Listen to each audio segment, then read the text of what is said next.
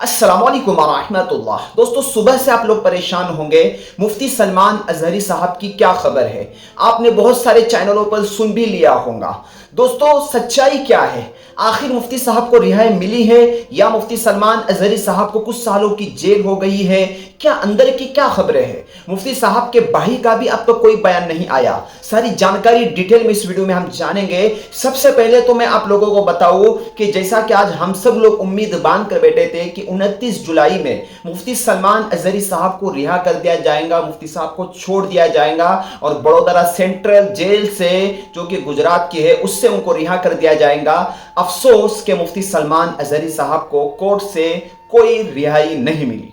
अब मेरा सवाल यह है कि अब मुसलमानों को क्या करना चाहिए जिससे मुफ्ती सलमान अजहरी साहब की रिहाई हो। सबसे पहले तो वो मुस्लिम सांसद नेता जो मुसलमानों की क़ियादत करते हैं, हर इलाके में मौजूद होते हैं, क्या उन लोगों को ये नहीं दिख रहा कि एक बेगुनाह जिसका कोई कसूर नहीं है, सिर्फ और सिर्फ इस बुनियाद पर कि उन्होंने बयान के अंदर एक जुमला कहा था जिसको लेकर इतने लंबे समय तक उनको जेल में रखा जा रहा है, क्या वो मुस्लिम नेता जो इलेक्शन के वक्त में लोगों के पास आते हैं और वोट मांगने के लिए वोट की भीख मांगते हैं और मुसलमान जो है उनको अच्छे खासे वोटों के जरिए से उनको जो है लोगों के आवाम की खिदमत के लिए मुंतखब करते हैं, लेकिन आज अफसोस है कि मुफ्ती सलमान अजहरी साहब जैसे रहनुमा और कायद जो है जेल के अंदर पड़े हैं और इन लोगों को कोई फिक्र नहीं है। फातिमा शिराजी होममेड प्रोडक्ट इस्तेमाल करने से 1 मंथ में 10 kg तक अपना वजन कम कर सकते हैं।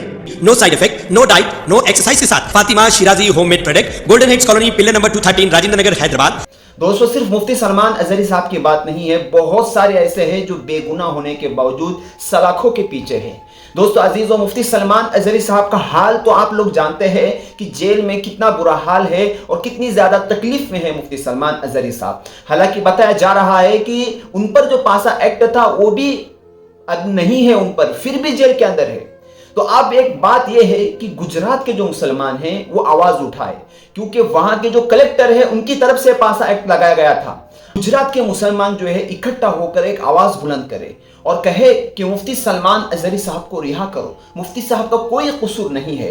दोस्तों, मुफ्ती सलमान अजहरी साहब के भाई भी काफी परेशान है, उनके तरफ से भी अब तक तो कोई बयान नहीं आया अंदर क्या क्या बातें हुई है, क्योंकि कोई ऐसा मसला ही था नहीं है जिसकी बुनियाद पर मुफ्ती साहब को जेल के अंदर रखा गया है। आप अब लोगों को खामोश नहीं बैठना है। जिस तरीके से शुरू के अंदर एहतिजाज किया था, प्रोटेस्ट किया था, कानून और संविधान के दायरे में रहकर, इस तरीके से अब भी आप लोगों को करना होगा, तभी कुछ असर पड़ेगा और तभी मुफ्ती सलमान अजहरी साहब को रिहाई मिलेगी।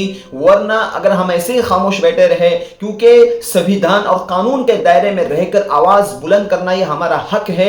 अगर कोई मजलूम पर जो है जुल्म ढाया जा रहा है तो उसको वहां से निकालना ये हम सबकी जिम्मेदारी है। मैं उम्मीद करता हूं आप तो सबसे पहले मुफ्ती साहब के लिए दुआ करेंगे। बहुत अफसोस हो रहा है इस खबर को सुनकर, आप लोगों को भी हुआ होगा। मैं उम्मीद करता हूं अब सभी लोग मुफ्ती साहब के लिए दुआ करेंगे, अपने अपने इलाकों में आवाज बुलंद करें। खासतौर पर जो गुजरात के मुसलमान हैं वो मुफ्ती सलमान अजहरी साहब के लिए आवाज उठाए, क्योंकि वो नजदीक है, वहां पर उनकी आवाज जो है फौरन जो है वहां की सरकार तक पहुंच जाएगी। और फिर मैं गुजरात सरकार भूपेंद्र पटेल से अपील करता हूं कि मुफ्ती साहब को रिहा करे और वो मुस्लिम 25 सांसद नेता जिनकी सांसद के अंदर आवाज बुलंद होती है वो मुफ्ती साहब के लिए आवाज उठाए, तो कोई ना कोई रास्ता उठे निकलेगा, मुफ्ती सलमान अजहरी साहब रिहा होंगे। वरना दोस्तों ऐसे ही मुफ्ती साहब को जेल के अंदर रखा जाएगा। आप लोगों की क्या राय है? आप क्या सोचते हैं इस मुफ्ती साहब के मसले और प्रकरण को लेकर? कमेंट जरूर करें। मिलते हैं किसी नई अपडेट में मुफ्ती साहब की। अस्सलाम वालेकुम व रहमतुल्लाह।